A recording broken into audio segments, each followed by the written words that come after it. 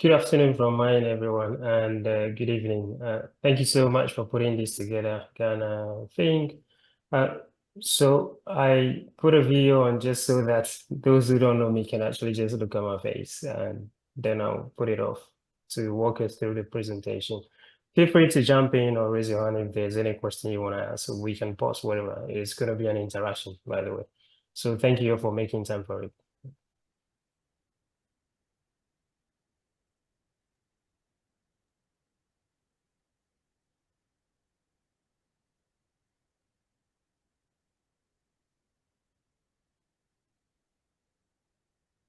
So just really, that's the topic, and we're just going to dive into it quickly. So when we talk about open air quality data, what comes to mind? Or we're talking about participatory approaches, what comes to mind?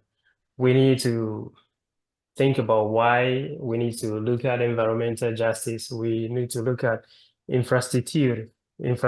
We need to also look at climate action. We need to look at the data source. We need to look at data mining.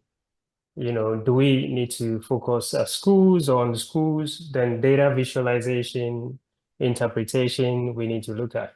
Now we're talking about air quality, so we need to look at air quality, and then who are the data users, who is actually managing the data, so data management, the reliability of the data that we're getting, and we're also thinking of looking at who should we engage if you're talking about policy or even enforcement of regulations. So district assemblies, for example, and then the participatory approach, you're also just thinking about that or looking at that in this perspective of citizen science. Then you're also looking at engagement because, having the data is not just enough. How do you use that? How do you engage the people? How do you create awareness? Then applications of the data. And you also need to think about what are the pollutants of interest. There are criteria pollutants, and our first facilitator actually walked us through that. Those of you who are not here, so we have some key pollutants that are very detrimental to health, so they are regulated. For example, particulate matter 2.5, which are very fine particles, particles with sizes less than or equal to 2.5 microns, so which can go deep into our lungs, deep into the bloodstream, even into the brain. And there's also nitrogen dioxide and things like that. And we also need to look at the support. So because the data can be used by everybody, what support is there for people who are using, even the one who is hosting the data, what support is it giving to the end user? Then we are looking at analysis. So how do you analyze that data? How do you make meaning of the data? And who are you actually going to engage after analyzing or visualizing the data?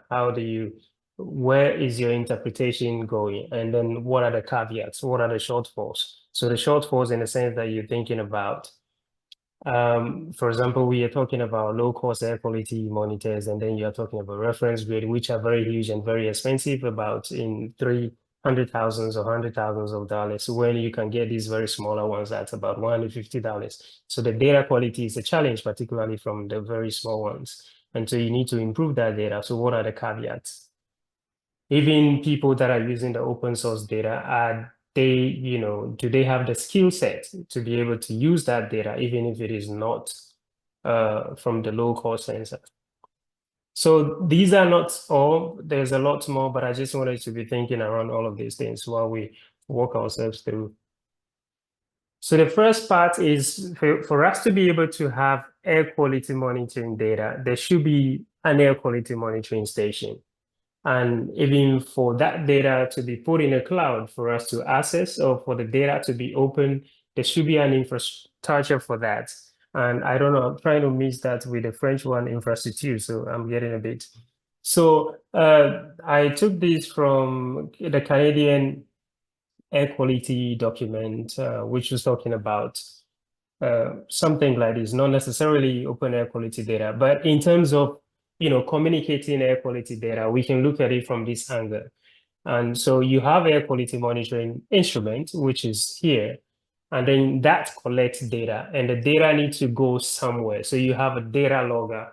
So that is for these types of instruments. For example, the Teledyne instrument, those are a bit technical, but if you have an instrument that is collecting data, there should be a medium through which that data goes through, and then into whatever platform you want to send it to. So that, in this case, they call it a data logger. So that goes through that. And then there is a connectivity that is established. So you have this internet connectivity established, and then from the data logger into the, somewhere which is where you have the transmission ongoing. And then there are folks there who will be looking at, you know, how the data is coming, whether it's something reasonable to actually even send out, and how do you do the cleaning, to what extent do you put that together in terms of presenting it to the public, the general public, and if there are people who want to leverage whatever data you collect, how do you disseminate that? So those are the key things as well. So there should be an instrumentation and then air quality monitoring capabilities. For example, in Ghana, in our case, because these capabilities are very limited, we don't tend to get these ongoing. And so we also need to look at what is the instrumentation type, and then what do we need to do if we want to transmit data from such instruments. And then there should also be, maintenance and all of that. Then quality assurance and controls that you need to put in place. If people, air quality, because air pollution is a health issue, whatever data we are using, we should be able to defend that data, which is why there is always a challenge with the low-cost air sensor data. So the other thing is, now we have this data which is in the cloud. And so I wanted to just look at briefly, when we say open data, what does that mean generally? It just means that there's a data which can be freely used, it can be reused and redistributed or distributed by everyone. So the everyone here is a challenge, because whether you know how to, use that data or not, because it's a free or open source data, you can actually feed on that. And so there are some key things we need to look at. One part is reuse. So the reuse is maybe end users just fetching that data and then transforming that into something meaningful. So if you look at the OpenAQ website, for example, there's some reports like from Bloomberg and also from other organizations. People have used data from there for publications. And there's also a recent one where they're predicting air pollution. And so the data is out there, and then it is being put into another use where people will be able to understand. Now, the other part is, for that to even happen, there should be availability. And if you look at it, all these, I marked all of these with some color codes, so you see that. So you see from here, for example, Africa, what Africa is doing, not just in Ghana, but across Africa, is that, their deployments, I think about, not about 50. So they have over 50 low-cost air sensors that are deployed. And then the data is coming from that, and they are making meaning of that. And if you go up here, you see that there's a button for data download, which means that, the data is available for whoever wants to use that to download it. And if you move again to OpenAQ, which is, representing the globe, I got to know OpenAQ when I was doing my PhD. And so it was the first point of, reference when my advisor was saying, go and look for air quality data from the open source. And so they have been collecting data, and not just from reference grade, but also low cost. Originally, it was just looking at the reference grade ones, but since low cost sensors are almost everywhere, they're integrating that as well, and you can fetch that data too and work with. Then the other part is, if you go to the air now, so what the US is doing, if you go to almost a number of embassies in Africa, the US embassy is actually deploying instruments, reference grade instruments, where you can feed on data from that. And so that is also an open source data. And we have these in Ghana. I recently shared a link to these as well. And if you talk about our very own Breathe Accra project, we also have, open source data as well. Then the other part we need to also consider is the universal participation, right? So globally, people can actually make meaning of that data. They can feed on that data. If there's any issue, they can report that. So also, if you go back again to the OpenAQ, there's something there which is a script how to actually fetch the data, a number of things. And if universally you're feeding on that, there's any issue, you can report that as well. Then there is, we were talking about, or I was saying earlier that low-cost sensors have issues because of data quality. And so if you look at Professor Dan Westover group from Colombia, there is a regional calibration protocol which is developed for the use of, for example, the purple sensors within West Africa. And so you can there is the correction pattern and everything is developed. All you need to do is just, if you have the popular data which is downloaded, you don't need any skills in programming or air pollution science or whatever. You just have to follow the basic, prompts that are there to be able to, correct or improve the data. Then the other part is there should be a redistribution. So for example, if you look at the RDA, Research Data Alliance, they have that sort of platform that people can actually redistribute whatever data is out there. And so those are the key things if you're talking about open data. We should always bear in mind that we can, it is out there for free. We can use them, reuse them. Globally people can actually look at it. And then the other part is the redistribution. So let's move a bit to Oh, did I say? So now that we have the open data available, what should we do when it comes to air quality? So what can we do with meaningful, reliable, and scientific open source air quality data? One thing that we can do, which is actually, so we put this commentary together. Gameli is also one of the authors. And then a lady from Legon, I'm pretty sure by now she's done IDA too. So this is also something that came to mind after a workshop in Ghana. So we should be able to, since the data is out there and is open, we can use that to create what public awareness. A lot of the time what happens is if you want people to be a part of policy implementation or to be a part of the solution, they need to be aware of what the issue is and how that even affects them. And that comes to mind again with air pollution. And the key thing about air pollution is that, it's a silent killer. It is invisible. If you see somebody, as one of the authors put it, if somebody is knocked down by a car, you will be able to see that and feel it. But with air pollution, because we don't get to see what we are breathing, even if people are dying due to that, it doesn't really bother us because, we don't see the impact. So that is the thing. But how do we make that visible? The only way to do that is through the data. And so creating awareness with air quality data. Then the other way again is when it comes to the African context, as I said earlier, we need the infrastructure to be able to, move ahead in terms of collecting the data and putting that data into the cloud and for people to feed on, and also, performing cleaning and all of that. So then there is that awareness. It means that there's going to be what? Action. And as the saying goes, awareness spurs action. So for people to make a change, even to be able to influence behavioral changes, there should be awareness. And so if somebody is burning refuse, for example, all the time, and then you tell the person what you're burning is actually harmful, not just to the environment, but for your health, and wherever the wind is carrying that, so it will impact the health of the people over there as well. That can be something which will be taken into consideration. So now we're just going to focus. I said earlier that there are some species of key concern, but in this case, let's just look at open source data of PM 2.5, right? Why do we want to look at that? Because globally, only 1% of the population, breathes clean air, according to the WHO. And you'll be wondering, is air pollution only in a Ghanaian thing? No, it is actually something over the globe. And we don't know even which of the world's cities is the most polluted. Why is that the case? Because we do not have the data, right? And so which is why we're also making a case that can we have a handful of these huge and expensive monitors and support them or complement them or supplement them with these low-cost devices. So we can actually even democratize air quality monitoring, because these smaller devices, they actually, all of them, majority actually, those that I have used before and continue to use, they populate the data, or when you collect data with them, it actually pushes the data into internet-based platforms that you can, remotely access. And so it makes data availability very easy. Now, again, of particular interest, if you look at it, PM 2.5 actually contributes to nearly 1 million deaths in Africa.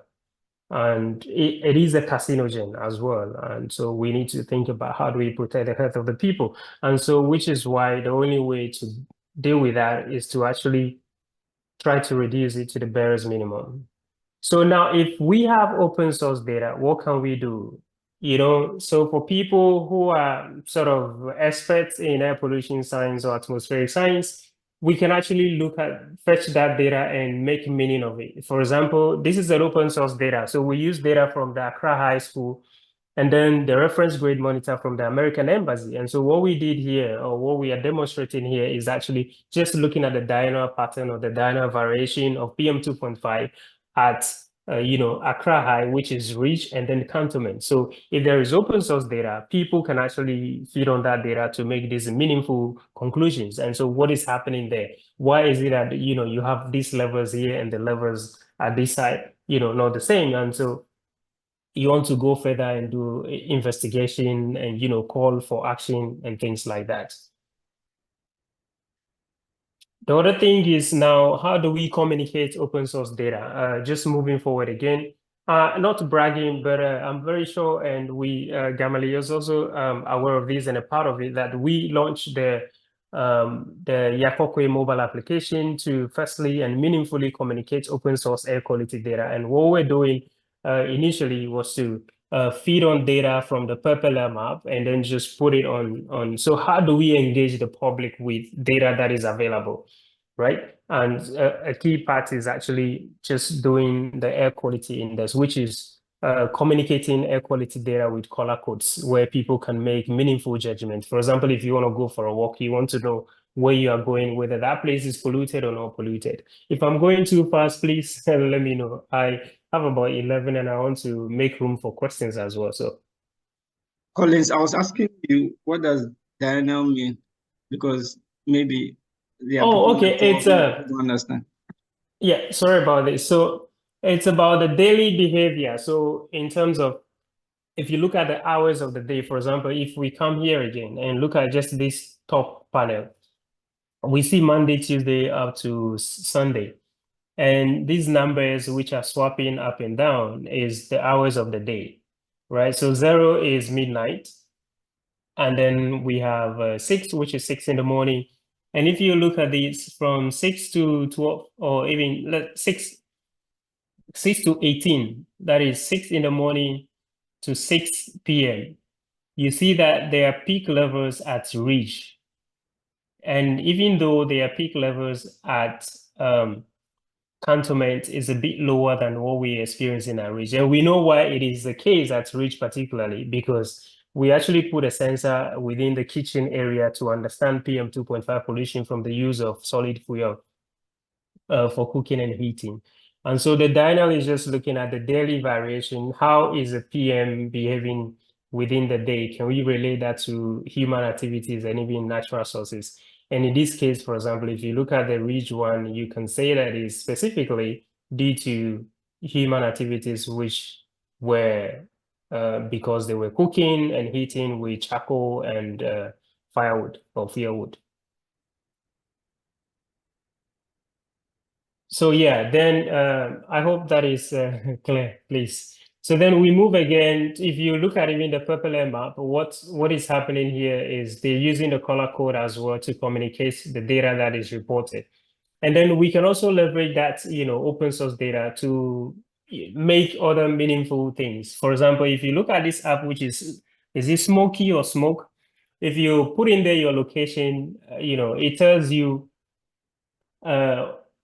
your exposure level, how that equates to the number of cigarettes somebody would have smoked, right? The number of sticks of, so you put it in there and then it tells you, oh, you smoke like 6 packs of cigarettes a day. That tells you, how damaging it is to be within that environment. Now, the other part is if you look at Echo is also doing very great in Africa. The low-cost sensor manufacturers and recently launched a mobile application, which is the Echo app, and that is also communicating air quality data, right? So let's move to the next one.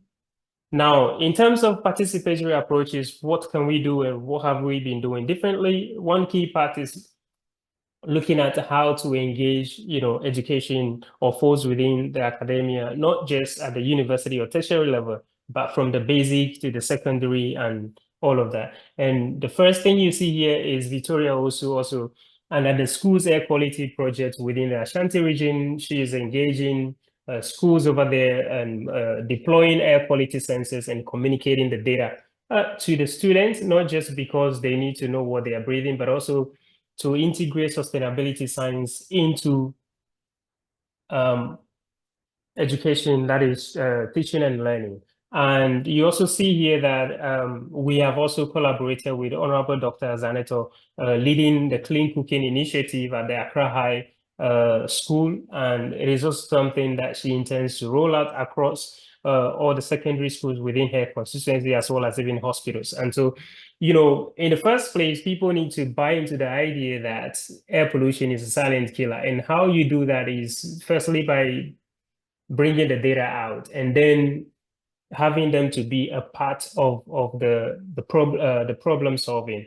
And you also see here that Vitor is also doing a similar thing in the Eastern region, which is under Clean Air One Atmosphere. Teach the Teacher, Teach the Future air quality campaign. And it's also, just looking at how do we engage secondary school students and how do we also look at the community level. What can these people do within the community level? A key part of what is happening at the secondary schools is that, these are future leaders or they are leaders. And so you want to ensure that they are not only being trained to be engineers or whatever, but when they are going into engineering, for example, road construction, they will think about, the environment, where the pedestrian pathways and things like that, bicycle lanes and all of that.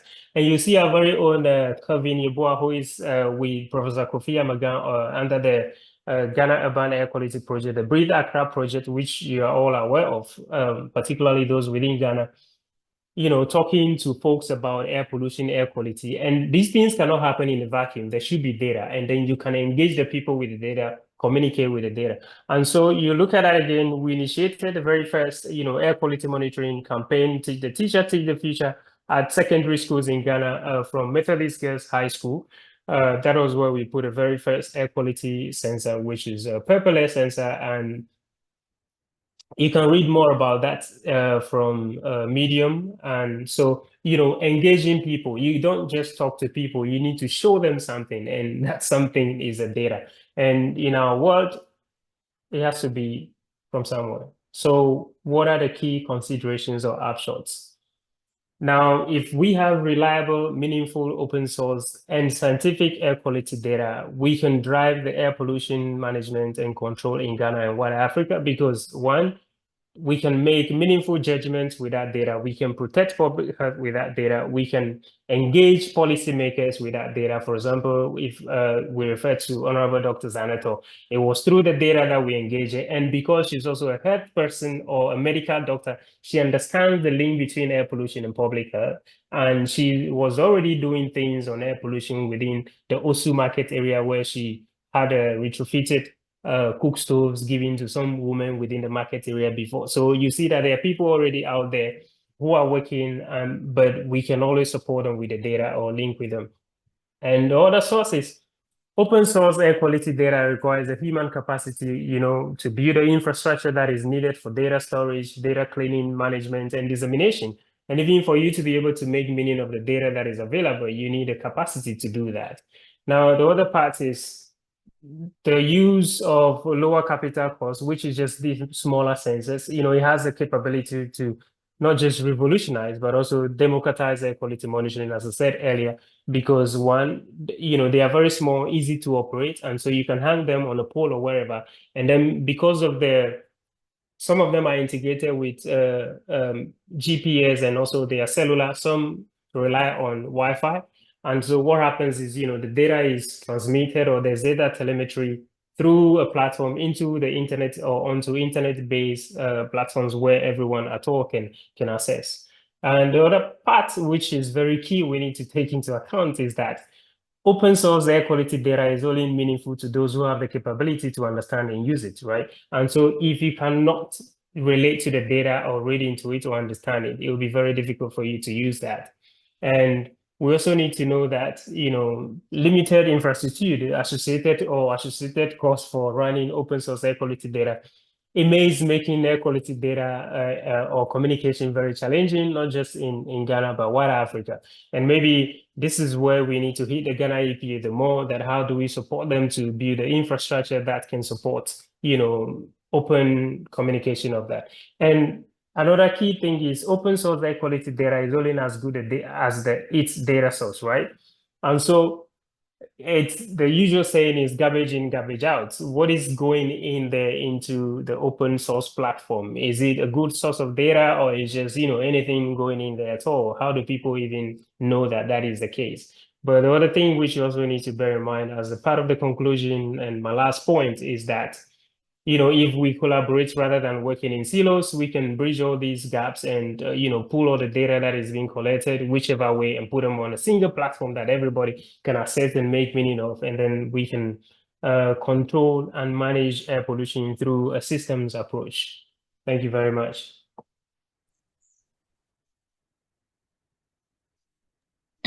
Okay, thank you very much, Collins.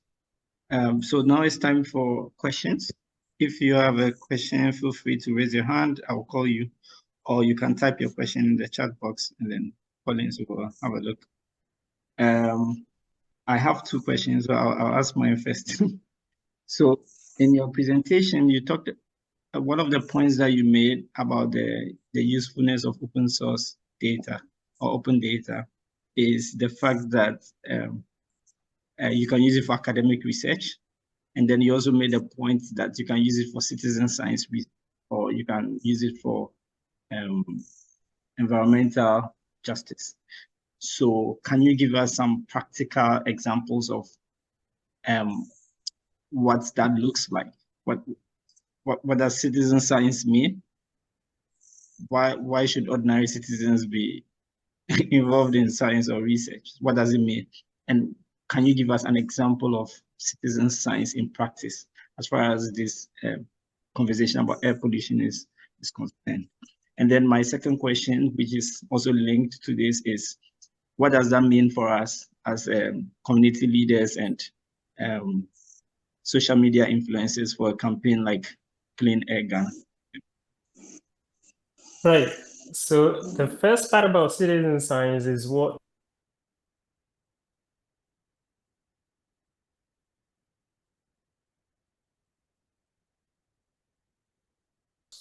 the exact background or the exact qualification to be able to use a particular tool for science, but you engage them and just provide them with that is a basic understanding. You can read more about which something that I'm very much aware that you know more of.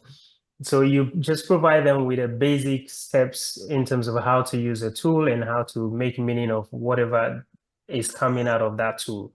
So for example, at the secondary schools, when we took the sensor there, we were not just speaking to maybe the science group or the folks from geography or wherever. We were speaking, or we spoke to the entire school.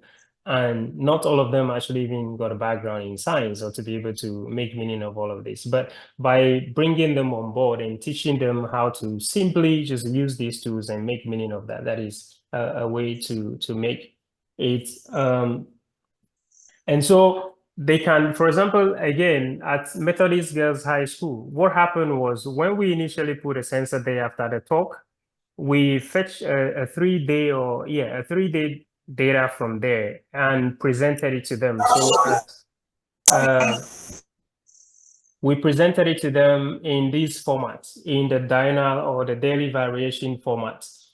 And what we did was we tried to link the hours of the day to the background activities. So we were asking them, what were you doing on Monday at this time? So they could recall that, oh, actually, we were sweeping on this day, we were burning on this day. And so then we said, okay, now you know why we had very high levels at these hours or nearly those hours of the day, and what can they do differently? And actually, the science teacher from there moved to the lead there was Mr. Alfred, who is now moved to St. Louis. And what they did following up was that they have come up with solutions, and now they have a science garden to teach about how you can use nature-based solutions to combat air pollution. And that very moment, they also said instead of burning refuse, they would rather do segregation. And so you see them separating the plastic from everything. And if you go back, the other time I was following up their headmistress, which is Madame Sebu, there was a UN or something which did an interview with her, and they were talking about this waste segregation they were doing on campus. So that tells you how powerful the approach of citizen science is if we come to even air pollution management and control, but particularly if you want to engage folks within these areas. So it is not like you have for example, we said earlier that everyone, so everyone, anyone at all. And once you're ready to, there you go. Then the other part about the policy thing, I don't know if because I'm sort of missing the order of your questions. The other part is, No, so the first part was just for us to understand what citizen science is and okay, its okay. And practical aspects. did I make that clear enough? Oh, yes, Please. yes. Okay. Thank you. Because you are using a lot of buzzwords that not everybody will understand. But the Right. second part was that, like, in terms of this clean air Yeah. Ghana campaign, so Yeah. social media influencers and air quality community leaders, right? Yeah. How can they use open data, like for the activities? Like, where can they go to find data So and if you practical go things? here, for example, if you go to the where is this?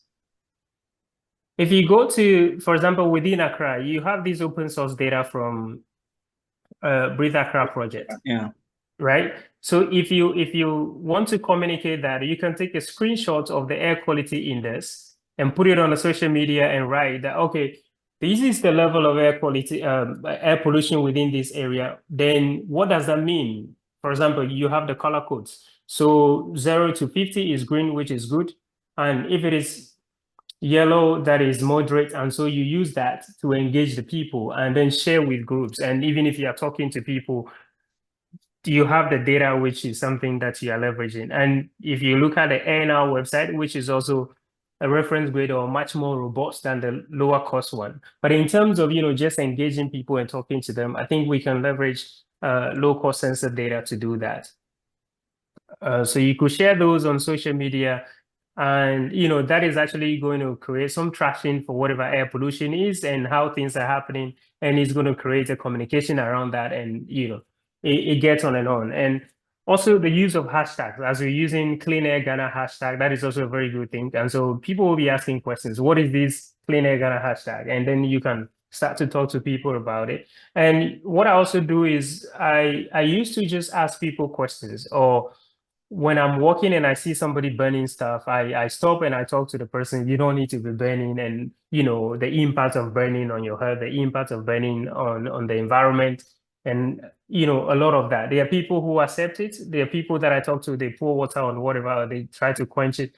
Others challenge me that this is what our great grandfathers have been doing. But we need to keep the communication going. Sometimes we do not necessarily need the data. We just have to speak to the person that, oh, you know what?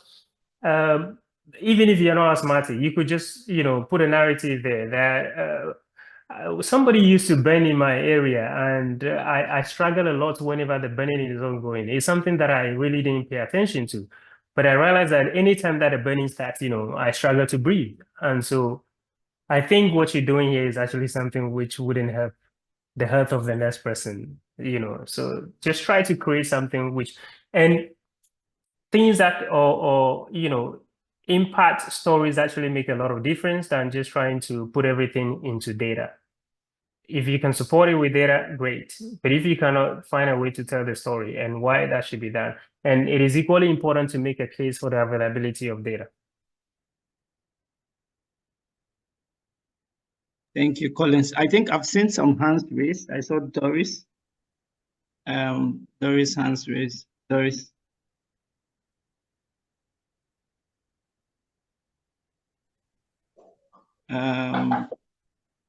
And then there was a question from. There's a question from somebody who is asking that if they have interest in conducting research on air pollution in some selected places in Ghana, where can they go to? I think they're asking how GhanaThink can support. But I think you can also answer, do you have any advice for someone interested in conducting air pollution research? I mean, it is the first point I'll say is that the EPA, I've always said that the EPA should be aware of whatever we are doing within the country, because that is going to support policy and all of that. And then there's also the case of not just the Ghana thing, but the local players. So what role can you guys play in this domain, and how do you lead the people who are interested to do something? And it will be very interesting to actually communicate the purpose of your research. What exactly is the research about? What is the intention? What are the aims? And how long is that going to be? What sort of resource do you need? And what are the modalities for mutual benefits?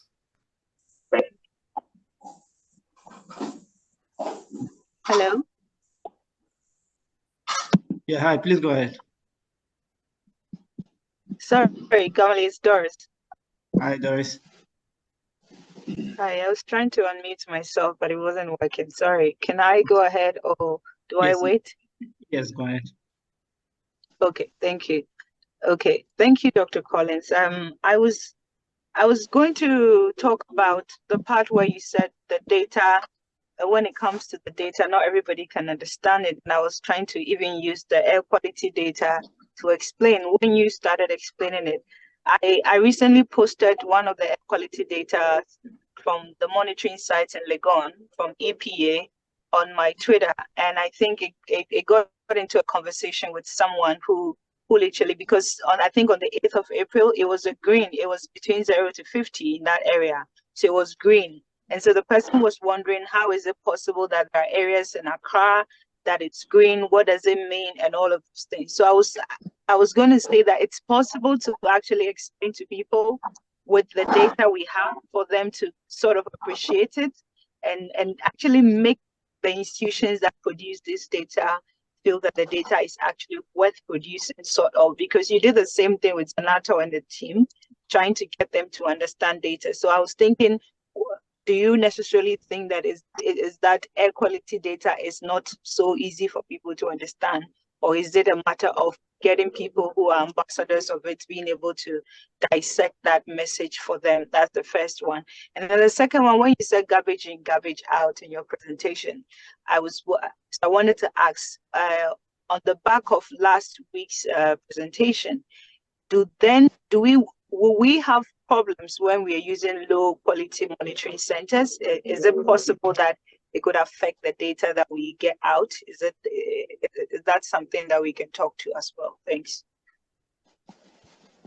Excellent. Thank you so much. You're already doing the work. That's amazing. Great questions as well. So the first part about communication or communicating the data is, first of all, we need to know our audience. It's just like you are presenting a finding. And so how do you present that? And so to the public, to the general public, what makes it easier is the air quality index, which is an example so we need to know what these color codes mean and even which values represent those color codes. And we also need to know the data source. So the data source, for example, if you go back to here, oh, just a second. If you go back to here, if you look at the purple, so everything here is also in the air quality index. That is correct. And even if you look at here, the echo as well, if you look at what we also did is also from the purple. So this is a low cost sensor data. And so it is also communicated within or using the color codes. But okay, that is not here, but if you scroll, you'll see that we have said somewhere that this data is only for public engagement. It is not validated somewhere on the app, even though it's dormant now because we don't have the funds to keep it running. So we need to know who is listening and how the person will understand what we are communicating. And globally, it is through the air quality index. People can easily relate to that than this. So if you're looking at the screen now where I say the diurnal or the daily variation, the common person like myself will be able to understand what it means when you talk about the air quality index. So it means that the levels are not good for my health. That is why the color is, beyond the green. So you have something like yellow, moderate, and then you have hazardous, you have, sensitive groups and things like that. So all those color codes, we should be able to communicate things like that. Now, if you talk about, I think I raised the other time that it would be great to actually have a conversation on low-cost sensors and why, we should be looking at the data from them. And so just simply, these are very cheap. And so the manufacturers actually do not put in a lot of work. That is not just a lot of work, but just because the technologies used in these types of monitors, they are cheap technologies and they are affected by environmental variables, particularly temperature and relative humidity. And so those things should be accounted for when you want to report the data from an instrument like that. And in some cases, they call something cross sensitivity. It's like, mimicking something. So it's a bit technical. So I want this conversation to be something just on the surface, not about talking into the deep things, but how to. So you have, for example, if somebody is reporting NO from electrochemical sensors, there is something you call a cross sensitivity because the ozone EC cell is also being there, and so they sort of not represent the value very well. And so all those things need to be accounted for. And so the garbage in, garbage out, the data source should be known. And we know that, again, if you talk about reference grade monitors, they report data within a specific temperature and relative humidity range. And I think the relative humidity is about 40 or 30 something, right? And so if you look at the local sensors, relative humidity, that is, they can take whatever is out there, even up to 90 or 80 and things like that. And so that introduces some bias. They like, it's like the particle is very small, and because it is holding water, that represents something bigger than what is there. And so those things need to be taken care of. But again, in the states in which they are, they can be used for community engagement. They can be used to educate the people. They can be used to actually have an idea of what is going on in a particular environment. But you can also use the data from that to find anybody. You can only use that to actually push for a further investigation. That is even when you're able to correct or improve the data from there. Please, are you answered? Yes, I am answered. Thank you. So essentially, the low-cost quality centers, monitoring centers, may not give data that can be used to inform scientific knowledge elsewhere, but I can at least can be used for sensitization. No, it can be used for scientific whatever. But what I'm saying is, if you even want to develop protocols for health effects and things like that, you cannot rely on data from that because, Okay. yeah. However, you can use them for estimation. So the word is estimate. It is not to give the exact thing because there are caveats. Okay. Okay. Thank you. You're welcome. Thank you so much. I think what I'm understanding from the discussion going on is that there are limited application in terms of what data that you are getting directly from local sensors, right? Exactly. Let's put it right. Yes. But then when we are talking about open data, the discussion around open data is broader than local sensors. Local sensors are, how do you call it? It's kind of like a low barrier to entry open data because you can get the sensor for yourself, you can measure for yourself, and then you can easily make the information accessible for yourself. But we can still get open data from the how do you call it, the more established systems of monitoring, which can then also still be very powerful if you have access to that data. There was another hand raised. Let me see if I can get it. There was another hand raised. I think I see Kwaku BBM. Yeah. Would you like to come on and introduce yourself and ask your question? Right. Good evening. My name is Kwaku, part of Eco-Conscious Citizens. First of all, I congratulate you, Collins, and other people working to bring to our mind the issue of the quality of air. I did retweet and did say that sometimes it's a silent killer in the sense that air pollution does kill. I remember, I think it was the Daily Graphic that quoted some figures. I'm not quite sure where the figures came from, but certainly it did say that it did affect the deaths of certain people. But anyway, having said that, I do retweet as part of eco-conscious on our Twitter feed the air pollution information we get, I think, from EPA. But that doesn't mean I understand it. The only reason why I retweet that I think that's a piece of knowledge, and anyone that can make sense out of it, good for them. So I really want to solve, if we can, maybe not today, but going forward, drill down the correlation between the data and how it affects behavior. On a micro level, I think I heard you say that you went to a school and you monitored them for 3 days, and then you came back, and then one of the things you detected was that they were burning wood. Fantastic. That's a very controlled environment. So you've been able to equate the levels in a meaningful way that affects behavior. I'll ask Sarah from Eco-Consciousness on this call. I don't think she understands, just like me, what these things mean in terms of the air quality, but she does understand that burning is not good. So she's very forthright in telling people in their neighborhood when they're burning, and sometimes she gets people to put water on it and to shut it down.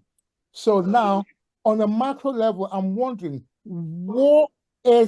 how does having this open source and the proliferation of information on the air quality impact on the policymakers, whether it's the national or the regional? My view is that, for example, the municipalities, certainly the municipality in which I live in Accra, they're not bothered about burning. You report it, and there's hardly any action taken. So where do we go? Can I finish my question so I get a response? I'm winding down. So I just want to know how the information that you put out impacts on behavior, first of all, from our policymakers and from the assemblies, for example, and even on the national scale. Because if I'm not mistaken, I think those is someone cutting me, or can I finish my question? Please go ahead. I think somebody else's mic is on, but you go ahead. Thank you very much. Right. On the national level, if I'm not mistaken, I think there's supposed to be a tax, I think probably on cars, and the idea was that newer cars will be taxed differently from old cars. And I'm suspecting that they're saying that obviously most old cars are more polluting than the newer ones. And I'm wondering how that is joined into what you do in terms of air, the quality of air, so they can sensitize us to the quality of air and what we can make out of it. Lastly, I think you guys have to find a way of making it make sense to us, because me seeing those levels on Twitter, I don't understand it. So I'm not quite sure how it impacts on people's behavior. Excellent. Thank you so much. And I'm really grateful to everyone who joined, particularly from all the working groups, within the country. And, it's wonderful. It's a collective effort. So from the policy part, let me speak to that first.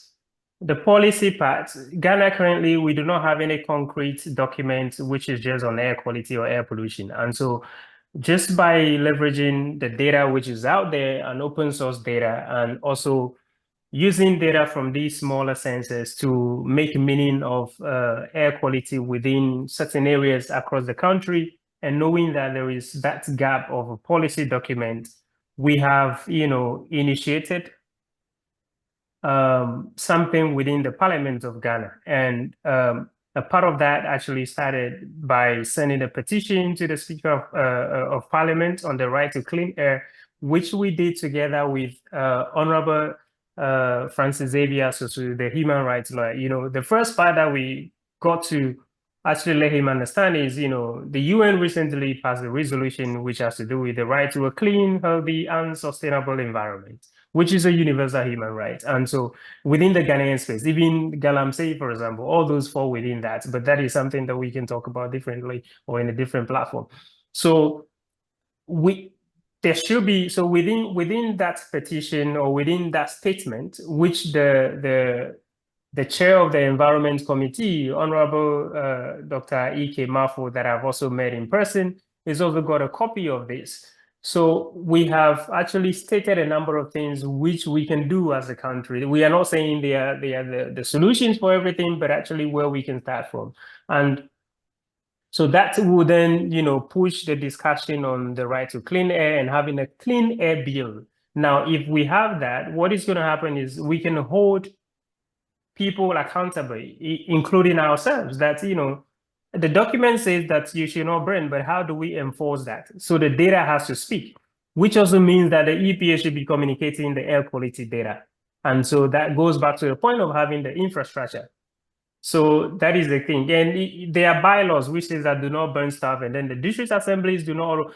It is also because they do not see the gravity of the situation, how that is actually even impacting not just human health, but our economy. If you look at it, every year we lose about 1.6 billion, of our GDP to our inability to tackle air pollution within the country. And 28,000 Ghanaians die every year due to exposure to air pollution. So these are things that we need to be able to speak, and, get a conversation going and get people to talk about. In terms of EPA sharing air quality index, just dumping on Twitter, I also see that to be a challenge, because you don't just post the air quality index there. At least write something and say that this is what it means. If you're looking at this color code, or if the levels are this is what it means. You don't just put it there and say, okay, this is air quality index from Accra. And generally, it's just coming from one source, and that's it. Which tells us again that we do not have the data to make any meaningful judgment.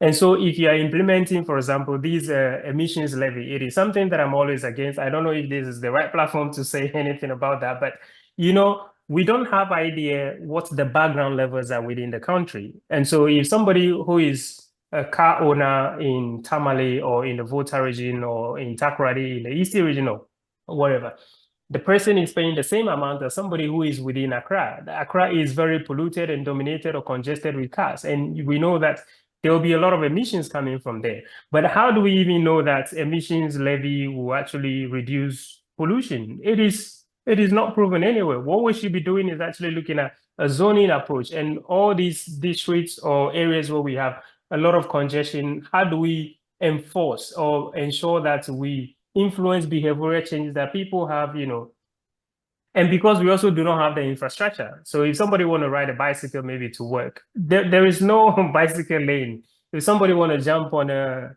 environmentally friendly public transportation, it is not there. So if we don't have those structures in place, we cannot just be pushing for, people to pay tax on something, which is why, it is a holistic approach, and we need to get people to understand. We need to get a conversation going, which is why the clean air ambassadors from the GhanaThink, I think, is a very great thing. And we need to go more into the communities rather than maybe just the online engagement, because not many people on Twitter, as I said, I work within the communities and I used to talk to people. And wherever I'm going, I have to pause. And if you're doing something which is actually going to impact air quality within that area, I will talk to you. It is taking it upon yourself to try to do something about it. And so I think that is the direction we all need to be taking, and working, in collaboration, not in silos. I know we keep talking about this, but it actually, there should be action. And we also need to bridge the gap between the lawmakers or the policymakers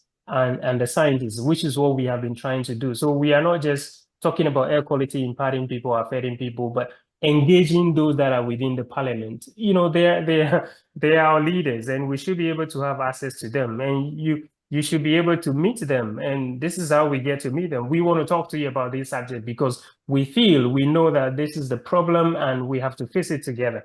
And because they are not scientists.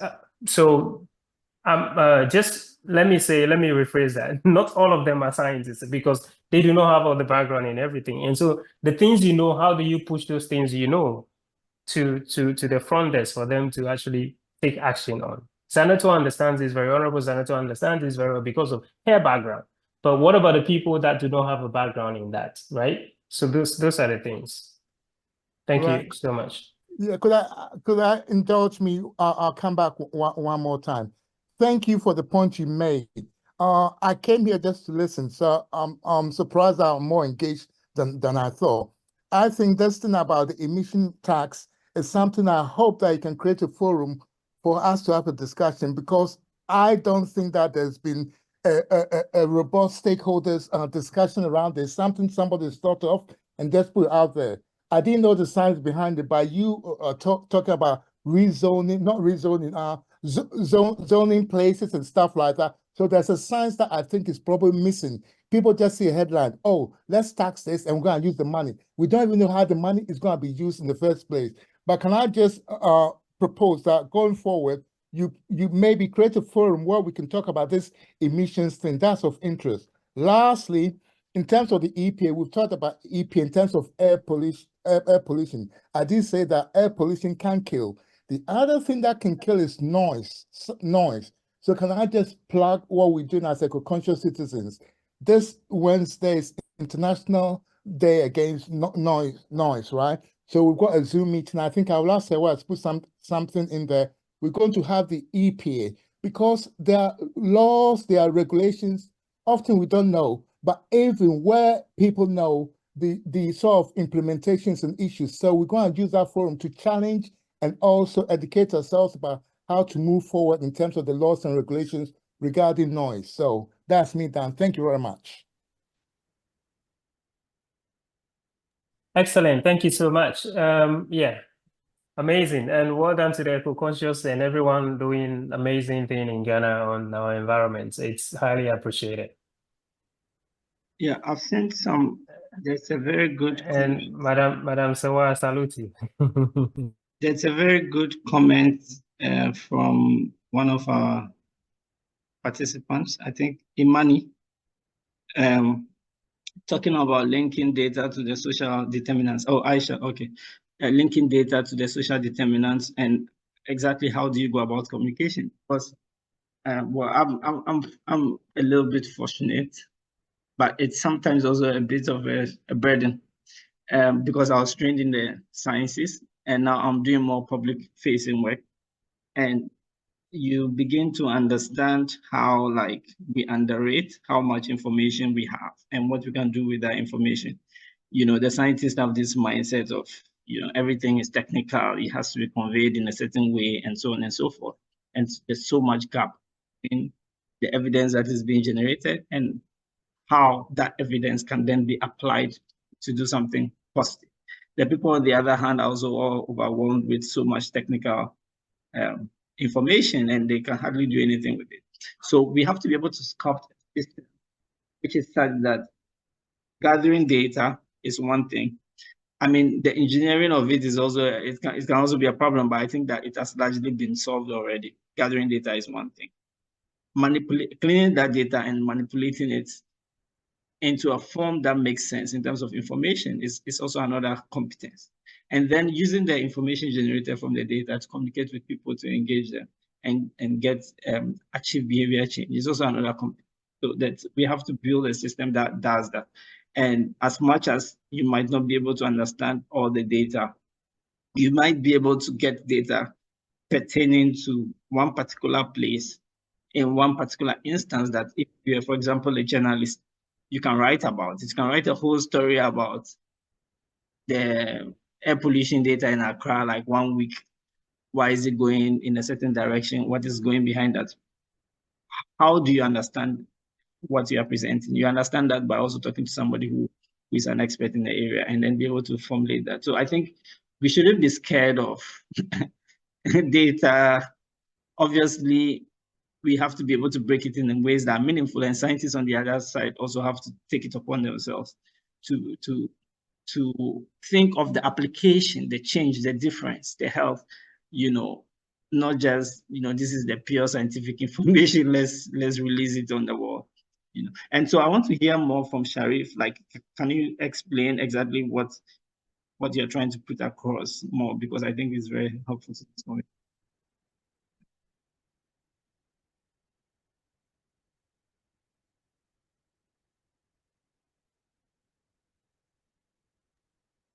Okay. Imani, please, if you have your mic on, can talk, but it takes collaboration. Okay.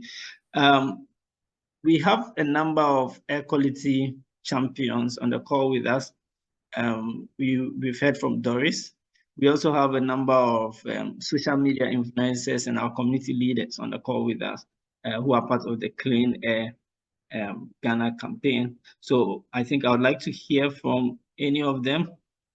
If you have any comments you want to pass, or if you want to ask a question, or there's something which is unclear, please feel free and share. And also, obviously, feel free and share if based on this conversation, you're already thinking of, taking a particular action, yeah. It will be wonderful to have you join the conversation.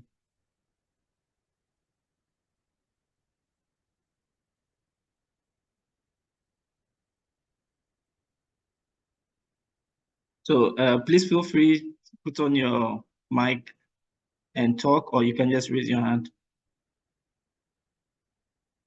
Whilst waiting for people to contribute, I'm going to read what Sharif was saying. So the first point was communication of data starts with air quality basic education, stories that show correlation between social determinants of health. Oftentimes, the data from the scientists isn't speaking in plain language. So essentially, it's health communication around this topic. And then the other point was about public health scientists and public health organizations that are involved in delivering services to the population. They lack access to data, and there has to be communication around that. Yeah, thank you very much.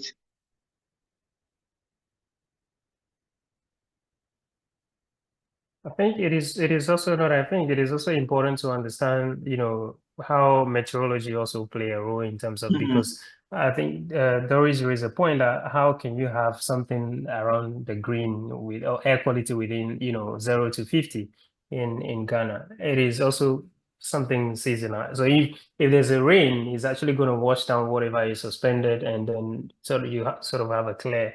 And within that particular moment or period, you have levels that are, okay. But once everything picks up again and the dust and everything is moving, the heat and everything and all of that, you see that the levels will keep shooting up again. So it's all about, you don't necessarily need to have, it's even me, I don't know everything. I am still learning. So if you want to be able to learn or know everything before you can take any action, it is actually going to be the challenge. But with what we have, what can we do with it? Even you knowing that air pollution is a silent killer, but we can, make that visible with data, or we can engage people maybe in the hospitals and tell them to integrate, air pollution education into healthcare delivery, like what we did with, we started at Honorable Okujeto's village. I mean, his constituency. We put a sensor there at the hospital and said, okay, we want to tell doctors to tell people that come here that air pollution kills. And if they are pregnant, for example, as Emmanuel was saying, if they are pregnant, they should at least try to reduce exposure to cooking with solid fuel. But do they even have the money to do that? So that comes to the point where you're even talking about town, country planning or whatever. So it's a holistic thing, but gradually we're going to get there, and people being aware is what is going to make the change. Yeah, absolutely. So yeah, absolutely. And I think that I think it's also connected to Imane's point. When it comes to the research part, right? There's the research around collecting data and showing air pollution trends in different areas. And I think that there's a public health research also ongoing. So some people do research around the health effects of air pollution in different areas. What's the pollution level versus what are the health impacts? And we can also encourage a lot more research around the social science aspect of it, right? Because when we are talking about behavioral change, how do we achieve it? I think that that's something that it's missing. And even looking at it from the point of view of this campaign that we are doing, Clean Air Ghana campaign, it's a great campaign that we are doing. And certainly will be interesting to gather some data around what is its impact or what difference is it making. And if somebody wanted to do something like that on a bigger scale, how would it look like from an educational point of view? And I think beyond the of course, trying to get people to change their behavior. We've also talked about the role of innovation, which will come up in one of the future workshops that we'll be doing. We've talked about creating solutions in, for example, cooking, solutions around transport, and solutions around waste management. Those were the three big areas that came up, that when deployed can actually help to reduce air pollution. And of course, this issue about greening in our communities, it's a whole topic. And I'm sure, I mean, we can talk about it, but we need people who have expertise in planning and how do you call it, horticulture and stuff like that, to think of what kinds of solutions can we implement or develop in our communities that would also obviously improve the environment. And when we talk of policy, is because policy can easily, you know how like when a policy comes and we are really keen to implement it, it can just make a big difference on scale. And so that's where the policy angle comes from. But if we were trying to solve it or come up with something on our own, then innovation as an area can also be very powerful, you know, as kind of like a starting spot, a starting point, get things going. I've seen a hand raised by Aula Sewa, so I'd like to invite you to make your comment or ask a question.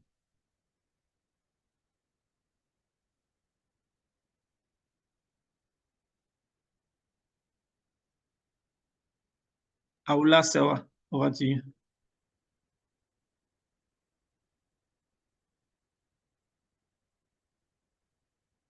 Hello, Ms. Soa, please, can you unmute and talk?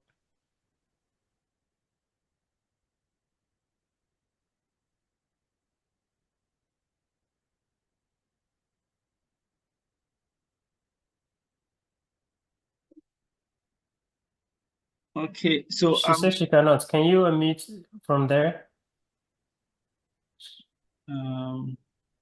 you should be able to do that. So yeah, okay. Unfortunately, Aula Sewa is having problems with unmuting, so she's going to write her comments in the chat. Okay. Okay, thank you.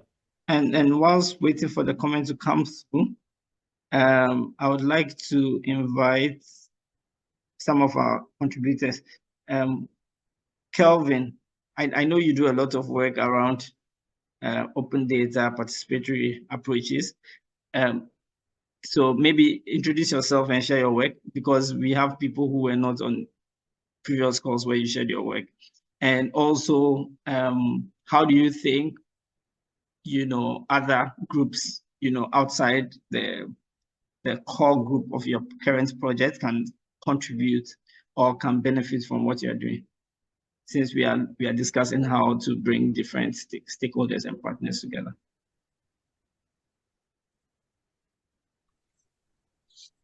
Okay, thank you, Gameli. Thank you. And then Dr. Collins, that was a very great presentation and then conversation we had earlier. My name is Kelvin Yabua.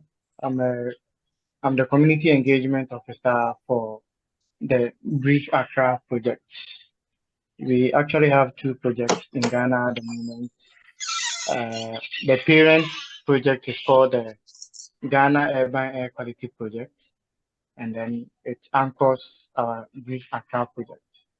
So we are doing a lot of air pollution monitoring. We are trying as much as possible to close the monitoring gap that we have in Ghana at the moment.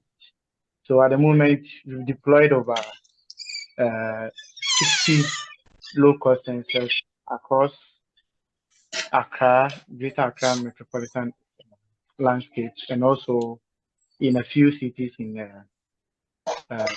Ghana. We are still looking to expand as at when we get some funding. So just like Gameli mentioned, we don't only do monitoring of air pollution in Ghana, most especially in our Brief Accra project. We've been organizing a series of workshops for the municipal environmental health officers the health promotion officers, as well as the municipal health directorates in the various municipal areas in the municipal assembly, sorry, in the Greater Accra. Currently, we have a document that is helping the environmental health officers and then the health promotion officers in these municipal assemblies to help create awareness. We've published a sensitization manual that is found on our website. So our website is grieveaccra.org. When you go to our website, you will see the sensors that we've deployed across Accra and then other sensors under the Ghana Urban Air Quality Project. On the issue of collaboration, yeah, we are very open to collaborating with other individuals or groups, either in Africa or in Ghana, based locally. Just like Dr. Collins said, collaboration is what will push us to getting closer to a cleaner air in Ghana. So we also advocate that all the groups that are into air pollution work in Ghana, we can consolidate our efforts together. And Kevin, hold on. I think, Kevin, sorry. There's somebody who, I don't know if it's a door or something you keep swinging. It's some of us are using, something into the ears, and it's so loud. If you could just mute yourself if you're Collins, I not think I've talking, please. spotted the person. I've muted them. All right, thank you. Okay. Thank you. Yeah, so just like Dr. Collins was saying that we need more of the collaboration. We can't do the work all by ourselves. We need to put up a front to be able to engage these politicians. So we are hoping that just like in every election in Ghana or most of the African countries, we put roads, a major topic on the news, in the media. We hope that as time goes on, we'll be able to get these politicians to include their clean air in their manifestos. So that's the little I can say. Thank you. Thank you very much, Kelvin. And this reminds me that there's also another project being funded by Clean Air Fund. By the way, our project is funded by Clean Air Fund. And for new narratives, it's basically a project where journalists are being trained. One aspect of what new narratives does is that journalists are being trained on how they can talk about air pollution and big stories around air pollution. And I think it's very powerful. And I think that's one group that anybody who is looking forward, who wants to share stories around air pollution in the public domain can seek to collaborate with. Yeah. And I think before we shut down, I don't know if there are other people who have comments. I'd like to invite one of our air quality champions, Dr. Fred Labi, just because we talked a lot about communication, and he does some work around climate change communication. If there are any thoughts or insights you would like to share. But before Fred comes, I think Kweku wants to come again to talk about, I think, the contribution that was coming from Eco-Conscious. Yeah, thank you very much. It's quite a short one. Sadly, Aulasewa couldn't unmute. I know we've mentioned it, but she wanted us to highlight the fact about open burning. That it is an issue, and it's a shame that our municipalities don't really take it seriously. And so just municipalities, you talked about the quality of air in hospitals. She's even talking about doctors who should know better, who burn in their homes. But also to link with that is the point about open spaces. We have our open spaces under attack. and I'm talking about the public open spaces. Right now, parks and gardens across Ghana, not just Accra, there's a bid to take a big chunk of it for private enterprise. In Wa, of all things, part of the Wa Parks and Gardens has been taken over for the building of a petrol station. So on those on this platform, I'm telling you that we just cannot talk about quality of air in isolation to open spaces, and that the greenery is part of that. We should see it as a more holistic thing. And so please join us in the fight to what should I say, support hands off our parks and gardens. So if you get in touch with EcoConscious, you find what's going on. We've got a Twitter account, we've got YouTube where all the videos are there. Our open spaces are so Kweku, let me just come in. Thank you very much. It's really good to hear about this. Me, I'd like to hear more about solutions. So our hashtag is Clean Air Ghana. I'm just typing it in the chat just in case you didn't know about it. Is when you are talking about some of this, use the hashtag and we will support accordingly.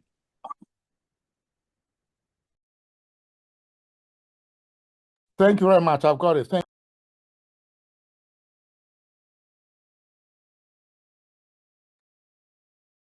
Okay, so yeah, Fred, if you have any comments, please come in. And then Atu also has an announcement about some of our upcoming activities. Kelvin, I just saw that you raised your hand, so also please feel free to come in. Okay, can you hear me? Sorry, Fred was gonna talk. I don't know if. Yeah, no, okay, so Fred, Kelvin, and then Atu in that order. Okay, can you hear me? Yes, we can. Okay, thanks very much, Collins, for a very insightful talk. In terms of communication, I think it's a question of continuous development. You know, in the climate sciences, there's been a lot of work, and then if you remember, about a few years ago, there was the climate stripes that was developed, and that took climate change communication and not higher. It made it easier for people to visualize how climate has changed over specific places, wherever they were. So those are some of the things we could adopt going forward in trying to improve the way we communicate these things. There's always a gap between going from a very technical subject to communicating it in a way that everybody understands, and not just communicating it even in local languages. So you not everybody, when you say air quality or air quality index, even those who speak English, it's difficult. And then you have to remember there are people who don't even understand the English language at all. So we just have to continue our engagement with people, and then also refine the way we communicate that science. It's, as you know, it's a difficult process, and something that we will continue to do over time.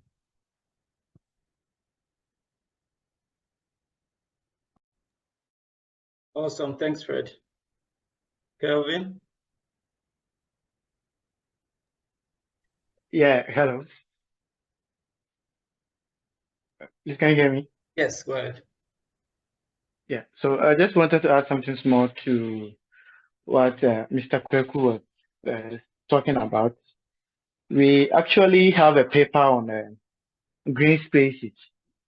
We did a research on green spaces in Accra, and then we realized that Accra's green spaces are greatly depreciating due to multiple reasons. But I think he mentioned one of the main reasons being the conversion of some of these green spaces to private developers for real estate and other purposes. So I think it's something that we can take a look at, just like in the Western world, in Europe, people fight, especially we see a lot of these native Amazonians putting up protests on preservation of some of these places. I think it's high time we adopt some of these measures in Ghana and then fight for at least the protection of some of these green spaces. And then also on the communication bit, it's actually a very important and very crucial aspect of the whole air pollution fight or campaign. In the sense that I have this idea that we have to start looking at moving away from or taking a step further from the STEM. Basically, sometimes I think we are focused on using too much of STEM to tackle this air pollution crisis. I think one aspect that we have been leaving out is to include people from the social sciences and then the arts, especially the arts. I like what Imani put in the chat concerning the fact that there's no one size communication that fits all for every community. Even in Ghana, a community, how you communicate with another community is different from how you communicate with the next one in terms of understanding. And then we should be tapping into most of these resources. I once got in touch with some of our partners from the Brief Landing team in London. They are communication and publicity officer. Where she asked me a question that in Ghana, what do I think is the most appropriate medium to talk about air pollution? And I told her radio is the appropriate medium. She was surprised because she said in the UK, people hardly listen to the radio now. But then I told her that in Ghana, a lot of herbal doctors or medical sellers are making money all because of radio. So if we are able to also take a message to these radio stations, the local ones, not just the top radio stations, I think it will help. Thank you.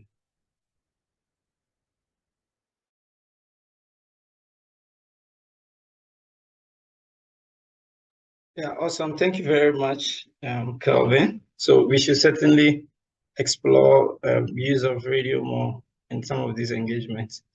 So I think we've had quite a robust discussion after Collins's great presentation, and we are, I guess, winding a stop now. And I would like to invite Ato Ozan to share in terms of upcoming Clean Air Ghana related meetings.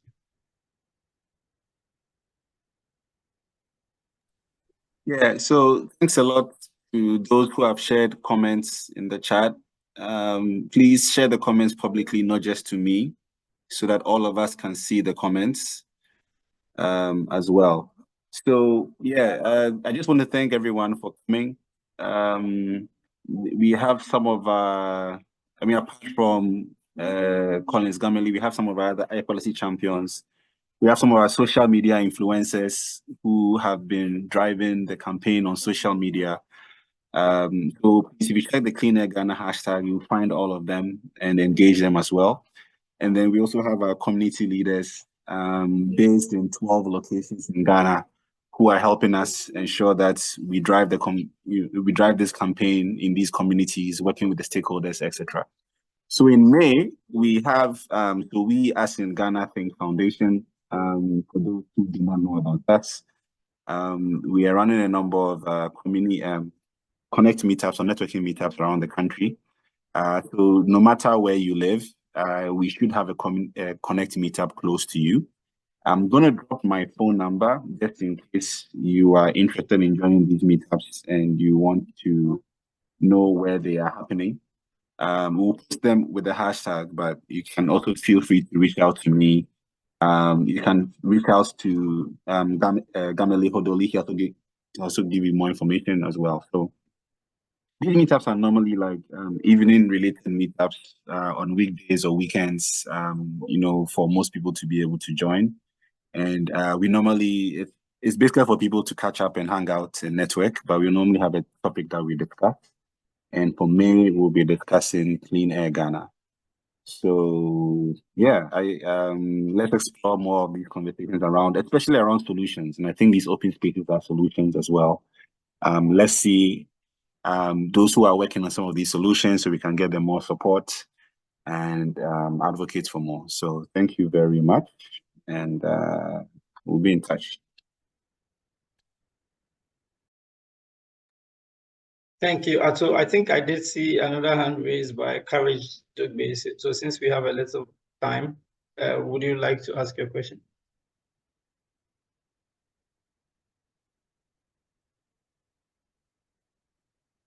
Okay, it looks like he's dropped out. So from the point of view of the workshop series, we are planning another. Hello? Yeah, go ahead, Courage. Okay, so I was just thinking about how the data from air quality could be categorized according to the factors of air pollution in our various environments or the causes of air pollution. I believe this might also inform us on some of the decisions that we make, especially by our policy makers. So let's in a particular area, if the air quality is in a red zone, okay, we should be able to determine what the actual cause of the high air pollution in that particular area, so that if it's from cars or it's from burning, we're able to categorize them and also see how possible best to deal with them. So I'm not sure the government can just come and say, okay, they want to tax citizens just because they think or believe that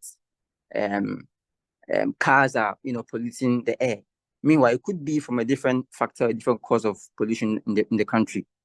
So I don't know if currently the current data that is being generated can give us that form of information. If not, maybe you could look at doing that. So that was it I was just thinking about. Thank you. Can I jump in? I was going to say that, I don't know, you were not part of the workshop that was done last, the last workshop we had, but yeah, I think Collins, can you please? Excellent. So Carol is actually a cousin, by the way. So that's a good one. And Fred's presentation, Dr. Fred, which was last week, actually talked about sources. And it is actually a great thing to categorize, to be able to classify the sources based on, the data that we have. And the challenge is if you are using these low-cost sensors, because they are not filter-based, we can only infer that, potentially the sources are. So it is always good to pay attention to the background activities, what are happening within those areas, and even having a seasonal or a long-term data. So if we have long-term data from a particular location, we can be able to tell within which months of the year or which days of the week that are highly polluted, and we can pin it to whatever is happening at the background as at then. And the Methodist Girls High School thing was a critical, or something as an example that we can look at, because they were able to tell that because we were burning at this time and we were, just sweeping the bare floor, the ground, it actually contributed to the levels that were very high. And so it is great to pay attention to. And we need a lot of data and a long-term data to do that. We can't just do it within a short time frame, which is why we also need, filter-based or regulatory monitors and things like that. So we can, yeah.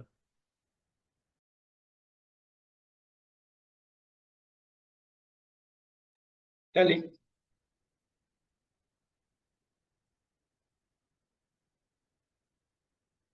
Okay, hi everyone. Good evening. Can you hear me, please? Yes. Yes, so I just wanted to make a quick announcement of various. So during the week, we are going to have a few social media engagements on air quality, and on 24th April, We have our social media influencer, Chelsea Say, who is the social media influencer for Takrade, who will be having a Twitter space on air quality in Ghana. So on 24th April from 7 p.m., you can join in using the hashtag Clean Air Ghana. You can also check out I am Chelsea Say on Twitter, who will be handling the Twitter spaces next Wednesday on 24th April at 9 p.m. Thank you. Yeah, Kelly, I just want to add that, I mean, apart from Chelsea's, we have some other spaces coming up. Could you, touch upon that a bit? And also maybe just to give people an idea of what some of the spaces that we've done in the past, what we focused on as well.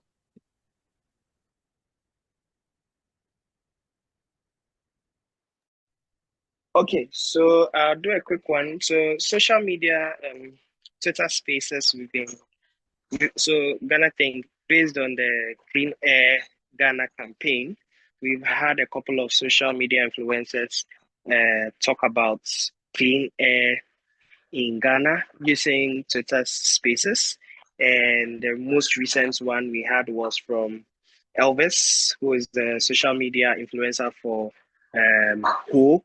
So the social media influencers are from the various regional capitals of Ghana, including Tema, Kaswa, and Accra, actually. So we have all of them handling or talking about clean air using Twitter spaces. And like I was saying, the SMI social media influencer for Ho is Elvis, who we have on the call here, handled the Twitter spaces recently. So like I announced, we currently have a few of the Twitter spaces happening, and like I mentioned, on 24th April, we have Chelsea Say, a social media influencer for Takrade. That's for the month of April. I'll just talk about the month of April. So we have Chelsea Say, who is a social media influencer for Takrade, who will be having that on 24th at 7 p.m. And then we have Martin, sorry, who is the social media for Barcamp, social media for Bolgatanga, social media influencer for Bolgatanga, who will be having his on 30th April 2024 at 6 p.m. So finally, those are the two that have confirmed their Twitter spaces, and we have a couple in May and in June as well. So if you follow the social media hashtag Clean Air Ghana, we are going to get more information on the various spaces that we have across the country. Thank you.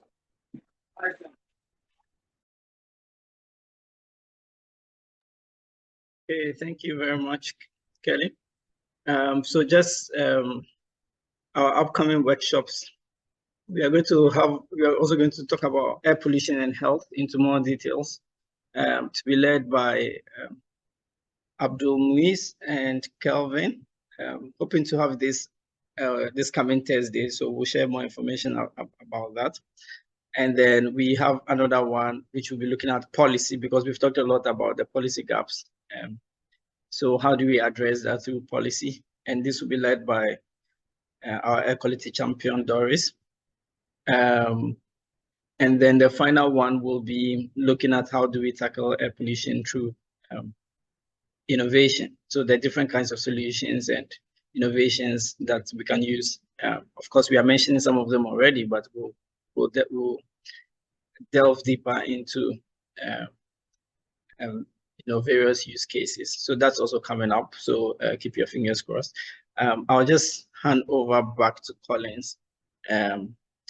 First of all, thank you so much for your presentation. It's been great. It's been insightful. I'm sure people learned a lot. It's not a very easy topic to break down, but you did a great job. And also just to hand over to you if you have any final or any parting words.